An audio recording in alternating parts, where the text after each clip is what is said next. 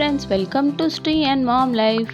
என்னோட ஹஸ்பண்ட் பர்த்டேக்கு ரைஸாக 20 வெரைட்டிஸ் ஆஃப் அவரோட ஃபேவரட் ஃபுட் பண்ணி வச்சுருந்தேன். பண்ண 20 வெரைட்டிஸ் ஆஃப் ஃபுட்டோட ரெசிபியோட லிங்கையும் கீழே ஆட் பண்ணுறேன். என்னோட பர்த்டே வீலாகு எப்படி போச்சுன்றதை மிஸ் பண்ணாமல் பாருங்கள். நம்ம இப்போ உளுந்த வடை செய்ய போகிறோம்.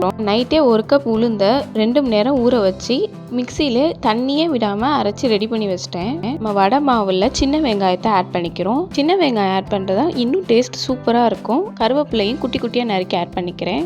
மிளகால சீட்ஸ் எல்லாம் எடுத்துட்டு சின்ன சின்னதாக ஆட் பண்ணிக்கிறேன். ஏன்னா பாப்பா சாப்பிட்றனால மாவு அரைக்கும் போதே உப்பு ஆட் பண்ணிடாதீங்க, பிறகு அது தண்ணி விட்டுரும். எப்போ வடை போட போறீங்களோ அப்பயே ஆட் பண்ணிக்கோங்க உப்பு. எண்ணெய் சட்டியில் நல்லா எண்ணெய் காய்ஞ்ச பிறகு நடுவில் ஓட்டை போட்டு வடை போட்டுக்கோங்க. வடைக்கு மாவு அரைக்கும் போது தண்ணி கொஞ்சம் எக்ஸ்ட்ரா ஆயிடுச்சுன்னா கடையில் கிடைக்கிற பச்சரிசி மாவை ஆட் பண்ணிக்கோங்க. பச்சரிசி மாவை ஆட் பண்ணி போட்டோம்னா வடை ரொம்ப சூப்பராக மொறு மொறுன்னு வரும். முடிஞ்ச அளவு உளுந்த மாவு அரைக்கும் போது தண்ணியை தெளிச்சு அரைக்கணும். லைட்டாக கூட தண்ணியை டம்ளர்லேருந்து ஊற்றிடாதீங்க. வடை மாவில் தண்ணி அதிகமாக இருந்துச்சுன்னா எண்ணெய் ரொம்ப குடிச்சிரும். தண்ணி அதிகமாக இருக்குன்னு பச்சரிசி மாவு ரொம்ப கலந்தோம்னாலும் வடை கல் மாதிரி வரும். ஒருனும் சாஃப்டாகவும் இருக்காது.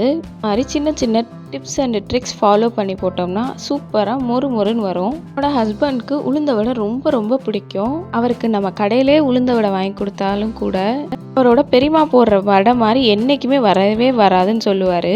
நிறைய எங்கள் பெரியத்து வடை போட்டால் அவ்வளோ சூப்பராக மொறு மொறுன்னு இருக்கும். சொன்ன எல்லா டிப்ஸுமே என்னோட பெரிய மாமியார் சொன்ன டிப்ஸ் தான். நீங்களும் இதே டிப்ஸ் யூஸ் பண்ணி வீட்டில் ட்ரை பண்ணிவிட்டு மறக்காமல் கமெண்ட் பண்ணுங்கள் எப்படி இருந்துச்சுன்னு.